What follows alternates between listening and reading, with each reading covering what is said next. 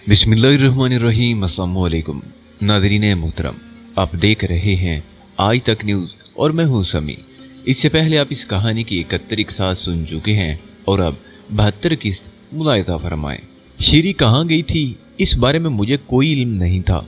N K में अब उसे तलाश करना मुश्किल काम था। काफी के सिप लेते हुए सोचता रहा कि अब मुझे क्या करना चाहिए। शीरी अगर एनके पर मिल जाए तो मुमकिन है कुछ दिलचस्प हालात पैदा हो जाए। क़याम के लिए मैंने किसी जगह का बंदोबस्त नहीं किया था, बस यही सोचा था कि जरूरत के वक्त देखा जाएगा, या फिर अगर कोई वाज़े और बेहतर सूरत नजर ना आई तो वापस मार्शल पर पहुंच जाऊंगा।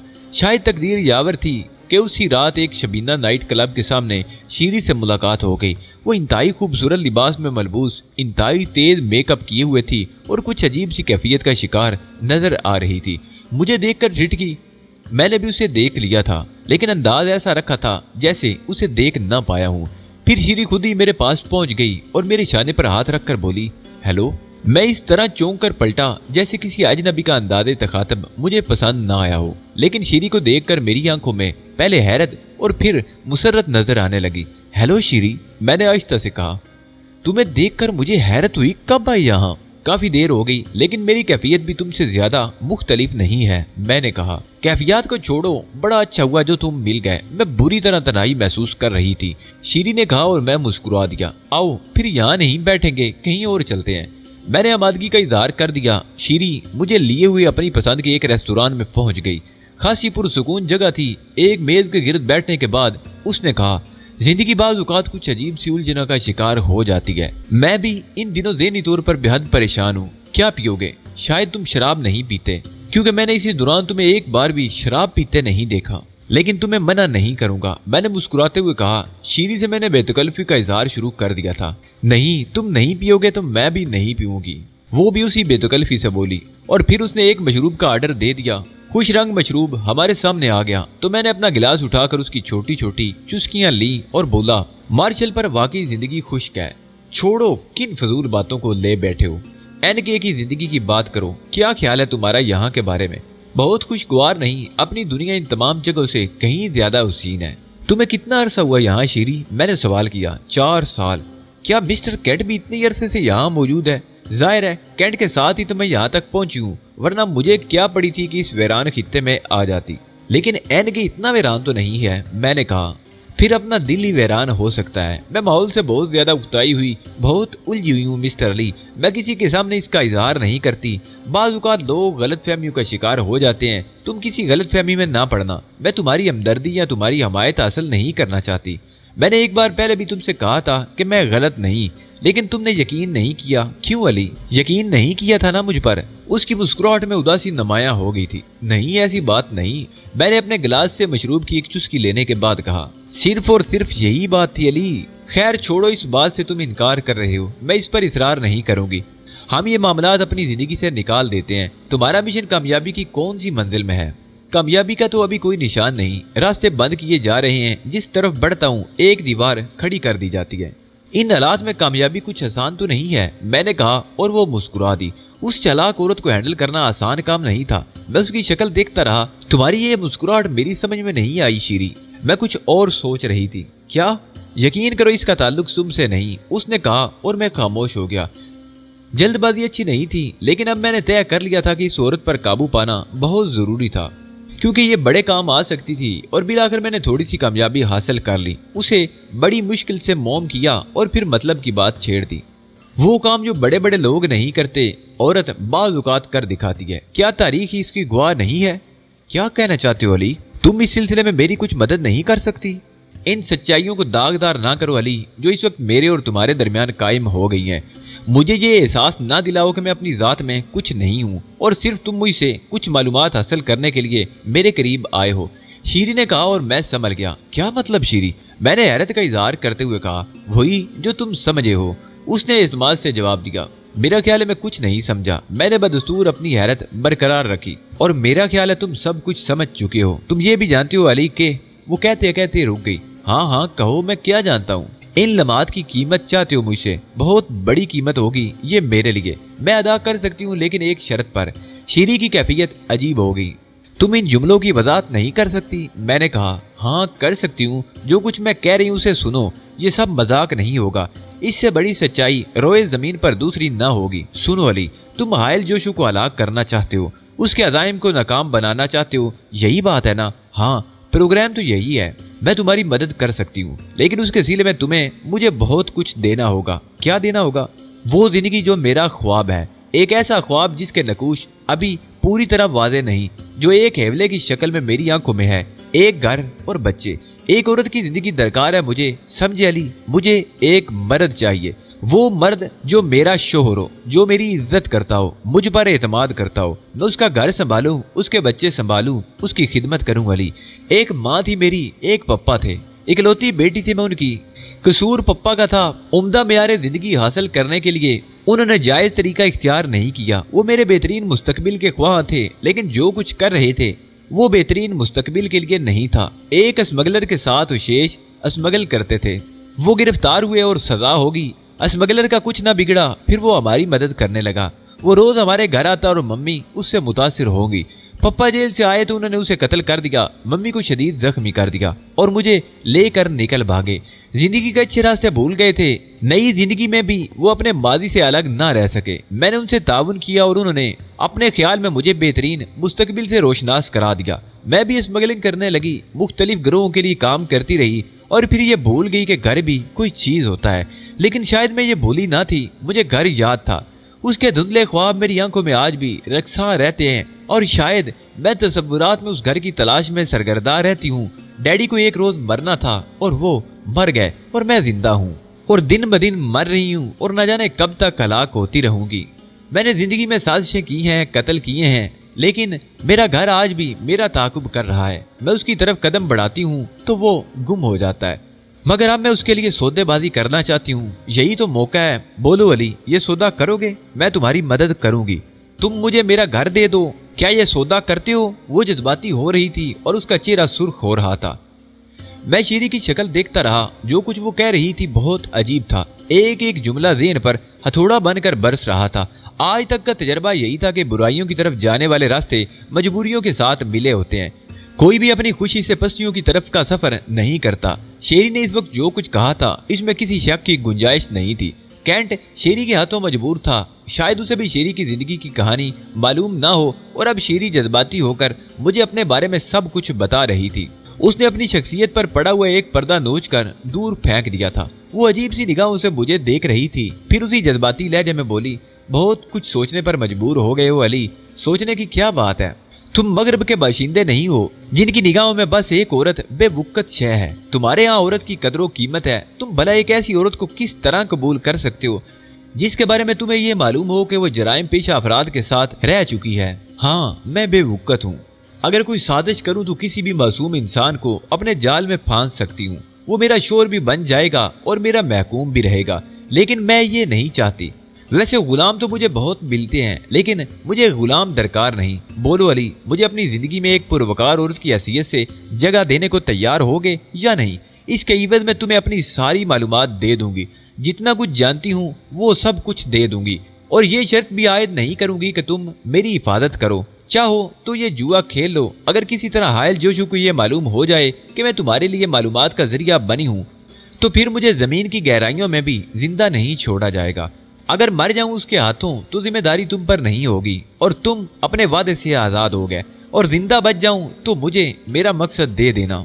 और ये खतरा भी मैं ही मोल ले रही हूँ, और ये भी सुन लो कि इसके लिए मैं जल्दबाजी नहीं करूंगी। पहले तुम्हारा काम और उसके बाद मेरा। बोलो। उसकी आवाज लर्जा रही थी, आंखों से आंसू बह निकले थे। मैं शदीद उलझन का शिकार हो गया था। फिर मैंने दिल में सोचा कि अली यार खां, जिंदगी में इंसान को हर तरह के हालात से दो चार होना पड़ता है, और फिर मेरी जिंदगी तो वैसे भी एक तंदो तेज नदी की मानद थी जो अपने रास्ते में आने वाले नशेबो फराज को रोनती हुई आगे बढ़ती चली जाती है। अगर हालात नासाजगार भी हुए तो फिर जो होगा देखा जाएगा। तकदीर के फैसलों को कबूल करना होगा, क्योंकि इस वक्त शेरी मेरे मिशन की तकमील में एक बहुत अहम दरिया बन सकती है। चुनाचे उससे मायूस ना किया जाए। लिहाजा मैंने सौदेबाजों के अंदाज में गुफ्तगू नहीं की। मैंने अपना हाथ उसके बाजू पर रखते हुए कहा, शीरी तुम जज्बाती हो रही हो। इतनी बुरी नहीं हो तुम जितना तुमने खुद को समझ लिया है, और ना ही ये मुनासिब होगा कि तुम्हारी जात के लिए सौदेबाजी की जाए। अच्छे साथी और अच्छे दोस्त की हैसियत से मुझे यकीन है कि तुम बेमिसाल बन सकती हो। और ये शर्त आयद ना करो, मैं तुमसे कुछ नहीं मालूम करना चाहता। मैं अपने तौर पर मसरूफ़ अमल हूँ, कामयाबी होगी तो ठीक है, वरना मुझे परवाह नहीं होगी। और इस मामले की मुझ पर ज्यादा जिम्मेदारी नहीं है, लेकिन मैं तुम्हारी ये तहकीर पसंद नहीं करता। अपने आप को जुए के एक दाव की तरह मेरे सामने ना लाओ। मैं तुम्हारी कहानी सुनने के बाद तुम्हारी इज्जत करने लगा हूँ। मजबूरी इंसान की जिंदगी में न जाने क्या क्या तब्दीलियां पैदा कर देती है। मैं तुम्हें इस हैसियत से नहीं बल्कि दूसरी हैसियत से अपनी जिंदगी में शामिल करूंगा। मुझे तुम्हारी ये शर्त मंजूर नहीं। हायल जोशु के बारे में तुम अपनी जबान बंद रखोगी? हाँ, मैं तुमसे ये कह सकता हूँ कि अब तुम हायल जोशु का साथ छोड़ दो, मुझे मेरे मिशन से फारिग होने दो। वही शक्ल मैं तुम्हारे सामने रखता हूँ जो तुमने तजवीज की थी। अगर जिंदा बच गया तो तुम्हें अपना लूंगा। उस वक्त तक तुम अपनी हिफाजत करो, यहाँ से कहीं चली जाओ, किसी ऐसी जगह जहाँ तुम जोशु की निगाहों से महफूज रह सको। मेरी अमानत के तौर पर जिंदगी बसर करो शीरी। शीरी मुझे देखती रही। औरत आसमान की बुलंदियों पर क्यों ना परवाज करने लगे, हालात उसे एक बेहिस्सो सख्त पत्थर ही क्यों ना बना दे, लेकिन मर्द की जबान से निकले हुए हमदर्दी और अपनायत के अल्फाज उसे मोम की तरह पिघला कर रख देते हैं। शीरी की आंखों से आंसुओं की जड़ी लग गई थी। मैंने उसके बाजू पर थपकी देते हुए कहा, नहीं शीरी प्लीज, ये पब्लिक प्लेस है, तुम्हें रोना नहीं चाहिए। उसने जल्दी से एक छोटे से दस्ती रुमाल से अपने आंसू खुशक कर लिया और मेरी उंगलियों में उंगलियां फंसा कर बोली, काश ये तुम जुमले दिल से कह रहे हो अली, काश। शीरी, अल्फाज की सच्चाई की परख चंद लम्हों में नहीं होती। बस अब हमें जज्बाती नहीं होना चाहिए। आओ उठें, यहाँ से चलें। कहाँ कहाँ क्याम किया है तुमने?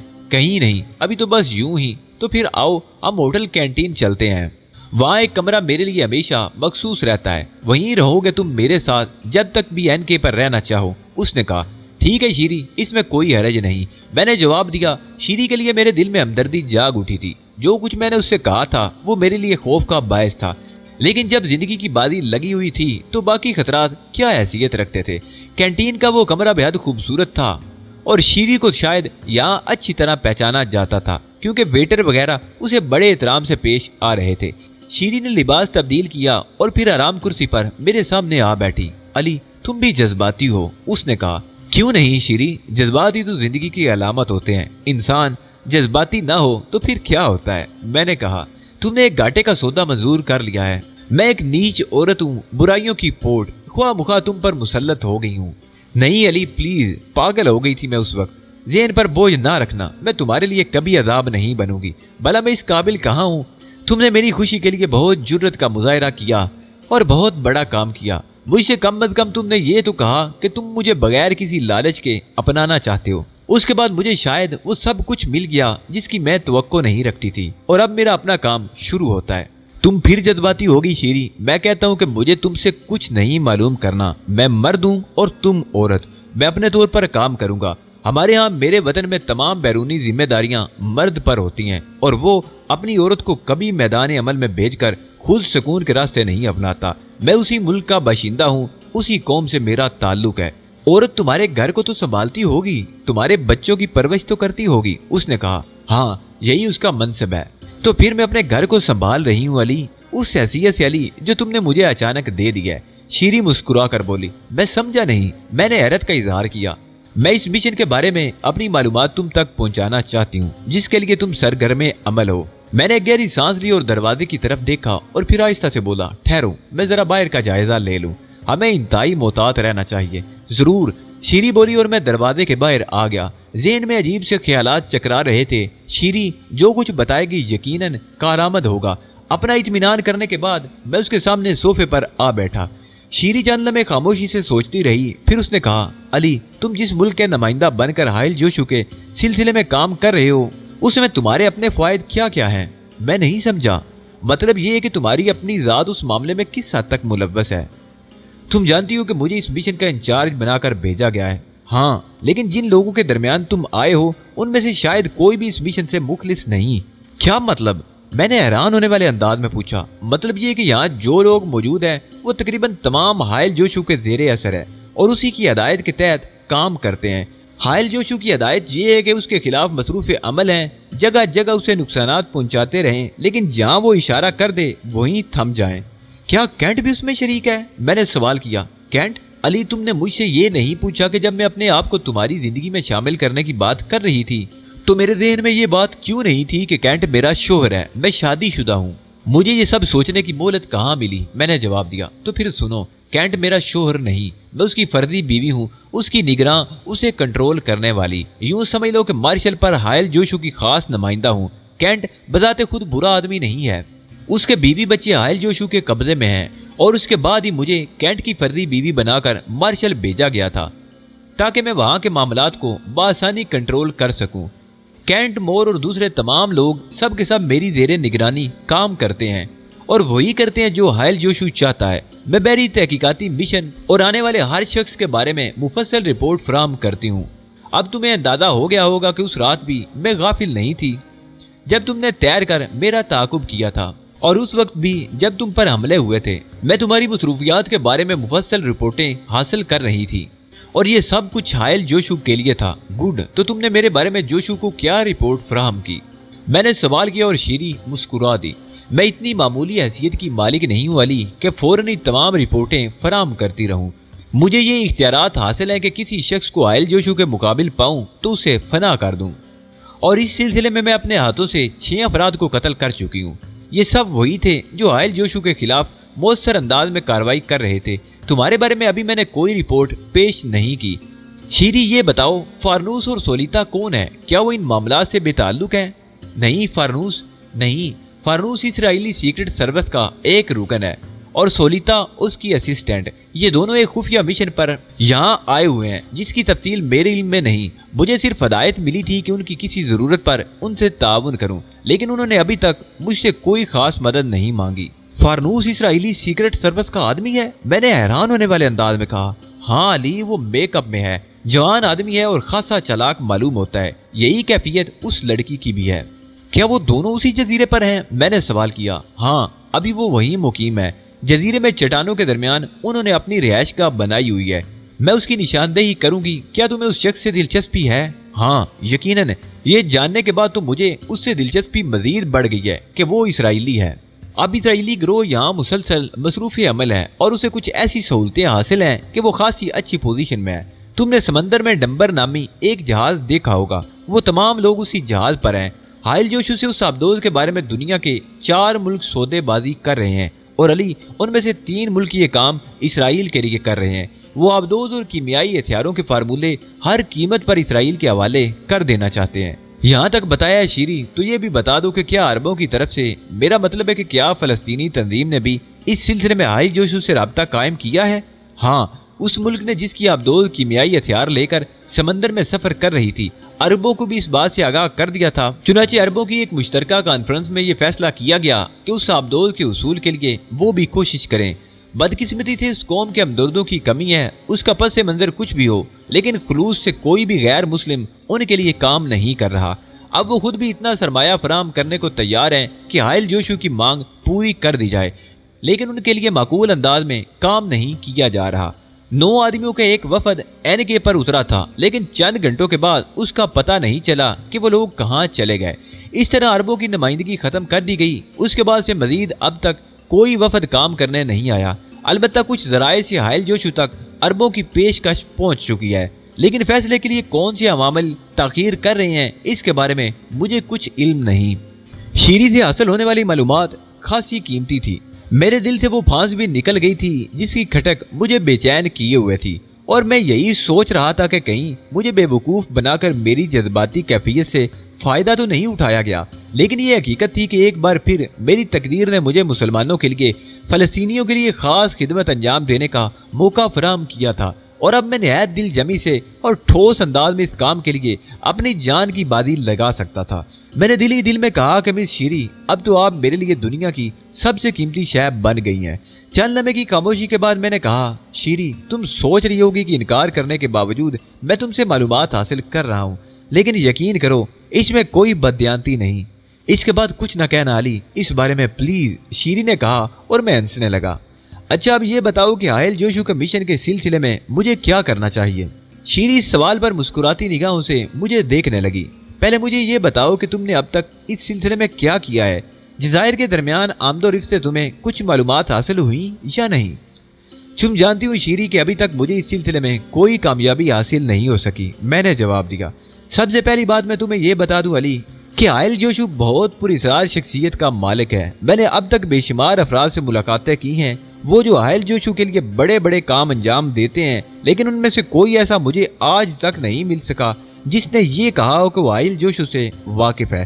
آئل جوشو آج تک کسی کے سامنے نہیں آیا، وہ صرف ایک نام ہے، ایک ایسا خوفناک نام جسے جس وقت بھی اور جہاں بھی لیا جائے وہاں وہ موجود ہوتا ہے۔ ہم اکثر اسے کسی بدرو کی حیثیت سے یاد کرتے ہیں، البتہ میں اتنا ضرور جانتی ہوں کہ وہ اپنے ماحول سے واقف ہے، ایک ذہین اور چالاک انسان ہے جو اپنے ساتھیوں کو کنٹرول کرنا جانتا ہے۔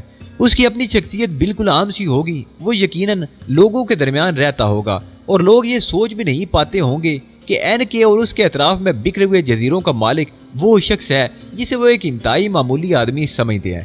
یہ میرا تجربہ ہے، نہ صرف میرا بلکہ دوسرے لوگ بھی میری اس بات سے متفق ہیں اور خود بھی یہی نظریہ رکھتے ہیں۔ چنانچہ علی، یہ سوچنا کہ آئل جوشو آسانی سے تمہارے ہاتھ لگ سکتا ہے حماقت کی بات ہوگی۔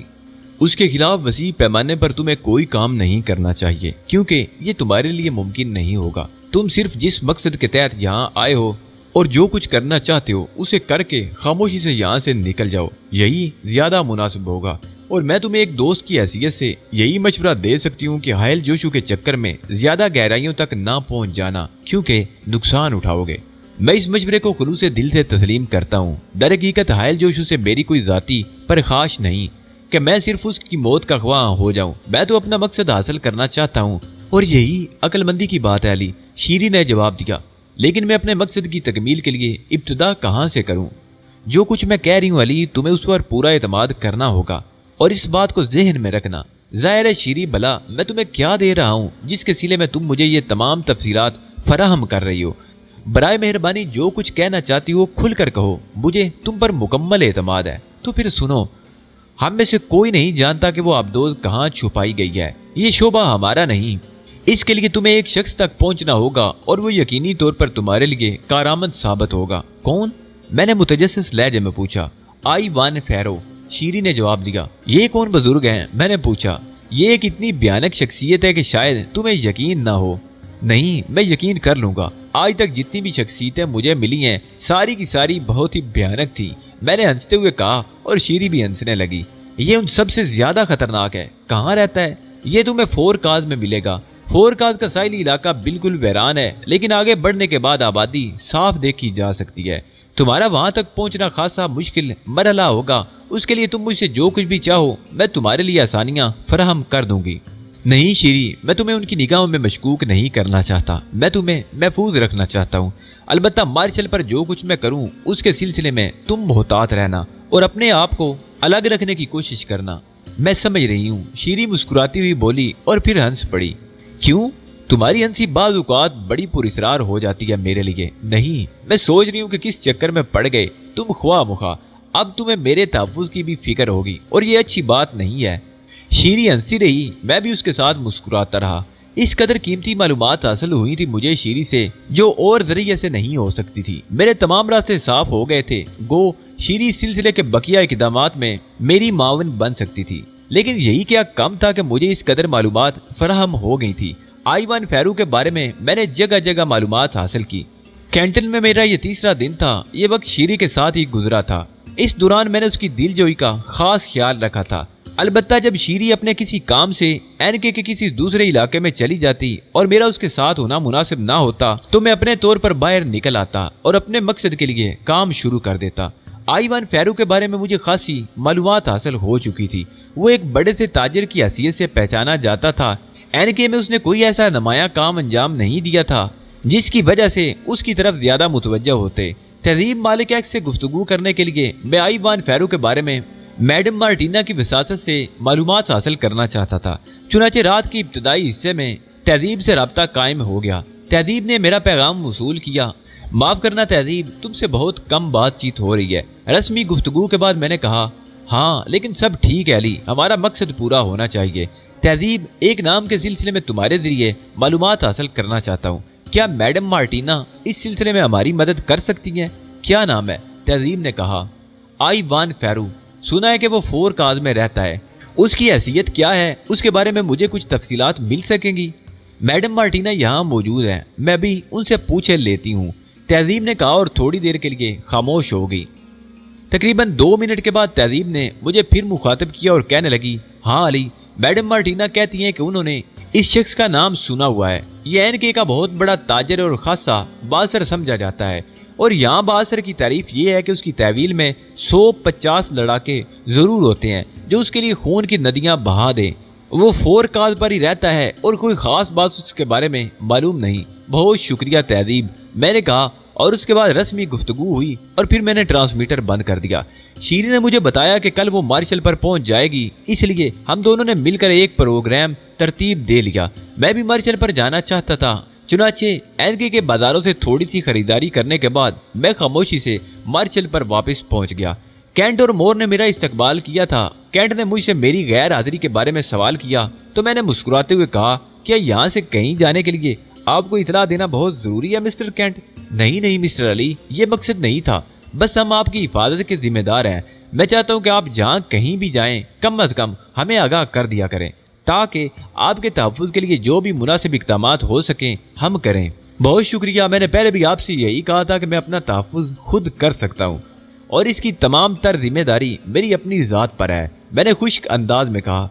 मोर अजीब सी निगाहों से मुझे देखने लगा। शाम को वो मुझसे मेरे कैबिन में मिला और कहने लगा, ये मुनासिब नहीं है अली, हमें एक दूसरे के साथ ताउन करते रहना चाहिए। किसी एक शख्स पर मुकम्मल जिम्मेदारी मुनासिब ना होगी। मैं झिंझलाया हुआ था। मोर इतना वक्त गुजर गया लेकिन अभी तक मुझे हायल जोशू के बारे में कहीं से कोई ऐसी इतला हासिल नहीं हो सकी जिसे कारामद कह सकूं। मैं सोचता हूँ कि इन हालात में अपना काम कैसे चला सकूंगा। मोर खामोश होकर कुछ सोचने लगा, फिर गहरी सांस लेकर बोला, अली, शायद तुमने यहाँ के हालात का सही अंदाजा नहीं लगाया। दर हकीकत ये काम इतना आसान नहीं जितना तुम समझते हो। उसके लिए एक तवील जिद्दोजहद करना होगी। मैं तुम्हें एक दोस्त की हैसियत से मशवरा दे रहा हूँ कि सब कुछ करते रहो लेकिन अपने तहफ़्फ़ुज़ का भी माकूल ख्याल रखो। शुक्रिया मोर, लेकिन मैं अब कुछ बददिल होता जा रहा हूँ। नहीं अली, ये बददिली भी मुनासिब नहीं, क्योंकि ये तो तुम्हें कुछ भी ना करने देगी। बहुत देर तक मोर मुझे समझाता रहा और मैं खामोशी से उसकी बातें सुनता रहा। अपने दिल में जो फैसला मैंने कर लिया था उस पर अमल करने के लिए मैं पूरी तरह तैयार था। उसके बाद का वक्त मैंने अपनी तैयारियों में गुजारा। शार्टू एक ऐसा काबिल एतमाद साथी था जो मेरे मकसद की तकमील के लिए मेरा बेहतरीन मावन साबित होता, लेकिन अब उस बेचारे के इस दुनिया में कोई वजूद नहीं था। कैंट वगैरह को मैंने इस बारे में कोई तफसील नहीं बताई थी क्योंकि कैंट खुद जानता था कि अपनी तैयारियों के सिलसिले में मैंने कैंट से कुछ चीज़ों की फराहमी की दरख्वास्त की तो उसने खुलूस दिल से वो सब कुछ मेरे हवाले करने का वादा कर लिया। उस वादे की दोहरी नौयत थी, यानी इस मिशन के सिलसिले में उसे मेरे साथ ज़ाहिरी ताउन भी करना था लेकिन बातनी तौर पर भी वो मुझसे ताउन कर रहा था। चुनाचे मिशन की तफसीलात पूछे बगैर उसने मुझे मेरी मतलूबा चीज़ें फराहम कर दी। रवानगी के लिए मैंने एक मखसूस वक्त का तयन किया। शीरी ने एनके में मुझे बताया था कि वह दूसरे दिन मार्शल पर पहुंच जाएगी, लेकिन हस्बे वादा वो वापस नहीं आई। मेरे ज़हन में कुछ अजीब से ख्यालात आने लगे थे लेकिन मैंने खुद ही इन ख्यालात को ज़हन से झटक दिया। शीरी पर शुबा करना अब मुनासिब नहीं था। वो निहायत खुलूस से तमाम मालूमात मुझे दे चुकी थी। मुमकिन है एनके पर किसी खास काम में मसरूफ हो गई हो। फिर ये रात भी गुजर गई। दूसरी सुबह तकरीबन 9:30 बजे मैं अपनी वो मखसूस कश्ती लेकर समंदर में उतर गया जो जरूरी सामान से लैस थी। ये सब कुछ मुझे कैंट ने खुफिया तौर पर फराहम किया था और मेरे लिबास में इस वक्त कई ऐसी मोलक चीजें पोशीदा थी जो किसी भी हंगामी सूरत हाल में मेरे काम आ सकती थी। कम अज कम अपने इस मिशन की तरफ से मैं खासा मुतमईन था और मुझे उम्मीद थी कि कुछ और ना हो सका तो किसी खतरनाक मरहले पर अपनी जान जरूर बचा सकता हूँ। कश्ती मुनासिब रफ्तार से आगे बढ़ने लगी। मैं समंदर में एक मखसूस वक्त गुजारने के बाद गुरूब आफ्ताब के वक्त फोरकाज के नजदीक पहुंचना चाहता था और उसके लिए मुझे ये दिन समंदर ही में गुजारना था। मैंने सारा दिन समंदर में आवारा गर्दी करने वाले एक तफरी पसंद की हैसियत से गुजारा। दोपहर के वक्त मैंने फोरकाज की तरफ का रुख किया और उस जजीरे को काफी फासले से देखता हुआ गुजर गया। फिर गुरूब आफ्ताब के वक्त मैंने फोरकाज की तरफ का रुख कर लिया और अब मैं सीधा उसकी जानिब जा रहा था। मैंने दिन के वक्त फोरकाज पर चट्टानें देखी जिनकी सिमत मुझे बढ़ना था। जैसे जैसे फासला कम होता जा रहा था मेरे दिल की धड़कन तेज होती जा रही थी क्योंकि मुझे उसके बारे में बहुत कुछ बता दिया गया था और मैं इस वक्त अपने आप को हर किस्म की सूरत हाल से निमटने के लिए तैयार कर रहा था। अभी ज्यादा दूर नहीं गया था कि दफअतन मैंने दाने से एक लांच को निकलते देखा जो तेजी से मेरी तरफ आ रही थी। दूसरे इलमे में मोहतात हो गया। मैंने कश्ती का रुख थोड़ा सा तब्दील कर दिया और सीधा आगे बढ़ता रहा, लेकिन फिर मुझे महसूस हुआ कि लॉन्च पर मौजूद लोगों के इरादे खतरनाक हैं। उन्होंने मेरे इस बदले हुए रुख को भी नजरअंदाज कर दिया था और लॉन्च सीधी कश्ती की जानिब चली आ रही थी। चुनाचे मैंने फौरन ही एक चाल चली, कश्ती का कंट्रोल रॉड बांध दिया ताकि वो अपने रास्ते पर आगे बढ़ती रहे और खुद सीने के बल रेंगता हुआ रेलिंग की तरफ बढ़ने लगा। रेलिंग का ये हिस्सा यकीनन लॉन्च वालों की निगाहों से ओझल था। चंद लम्हे में रेलिंग के करीब लेटा उनकी कार्रवाइयों का जायजा लेता रहा और फिर आहिस्तेगी से पानी में छलांग लगा दी। मैं काफी तेज रफ्तारी से कश्ती से दूर हटने की कोशिश करने लगा। पैरों में बंधे हुए फ्लिपर तेज रफ्तारी में खासे मददगार साबित हो रहे थे। बदन पर बेहतरीन गोताखोरी का लिबास मौजूद था, जिसके नीचे एक पूरा असला खाना पोशीदा था। कश्ती और लॉन्च का फासला लम्हा बलम्हा कम होता जा रहा था। मैंने आखिरी बार उसे देखा और उसके बाद पानी में गोता लगा दिया। मैं नीचे ही नीचे उनसे काफी दूर हटने की कोशिश कर रहा था। कई मिनट तक मैंने अपनी ये कोशिश जारी रखी और उसके बाद आहिस्ता आहिस्ता सतह पर उभरा और ये देखकर मुझे कोई ताज्जुब न हुआ कि मेरी कश्ती तबाह हो चुकी थी। पानी की सतह पर शोले रक्स कर रहे थे। गालिबन कोई मोलक हथियार इस्तेमाल किया गया था। मैंने दिल ही दिल में खुदा का शुक्र अदा किया कि बर वक्त संभल गया, वरना उन शोलों में मेरा बदन भी जल रहा होता। मैंने फुर्ती से पानी में गोता लगाया और जजीरे की सिमत बढ़ने लगा। मुझे यकीन था कि लॉन्च उस वक्त तक यहाँ रहेगी जब तक कि मेरी कश्ती मुकम्मल तौर पर पानी में गर्क नहीं हो जाती। वो लोग बारिश की तरह गोलियां बरसा रहे थे और पानी में तैरती हुई हर शय पर गोलियां बरसाकर वो किसी जी रूह की जिंदगी का शुबा तक नहीं छोड़ना चाहते थे। उसके बाद ही वो वापस दाने की तरफ जाएंगे। बहुत दूर जाकर मैंने पानी की सतह पर सर उभारा। अंधेरा फैल गया था, इसलिए दूर से देखे जाने का खतरा नहीं था। मुझे अंदाजा नहीं था कि मैं दाने से किस हद तक करीब हूँ, लेकिन उसका अंदाजा लगाने में मुझे बहुत ज्यादा दिक्कत नहीं हुई। वो जगह मेरी निगाहों के सामने थी। शीरी ने मुझे उस रुख के बारे में भी बता दिया था और अपने तौर पर मैंने यही फैसला किया था कि जजीरे की सरजमीन पर देखे जाने का खतरा मोल ना लूं, बल्कि सिर्फ उस दाने का रुख करूं जहां से गुजर कर मैं अपनी मतलूबा जगह पहुंच सकता था। चुनाचे सही तौर पर अंदाजा लगाने के बाद मैं पानी के ऊपर ऊपर तैरता हुआ आगे बढ़ने लगा। अब मेरे और जजीरे के दरमियान का फासला लम्हा बलम्हा कम होता जा रहा था। लॉन्च अभी तक वापस नहीं लौटी थी। उन लोगों ने कोई खतरा मोल नहीं लिया था और ये अंदाजा लगाने की कोशिश भी नहीं की थी कि लॉन्च पर कौन इस तरफ आया था। मुमकिन है कि मैं फोरकास्ट के दूसरे हिस्सों की तरफ रुख करता तो शायद ये फौरी इकदाम ना करते। ये कोशिश सिर्फ इसलिए की गई थी कि मेरा रुख उस दाने की सिमत था। थोड़ी देर बाद मैंने गार के दाने में झांका।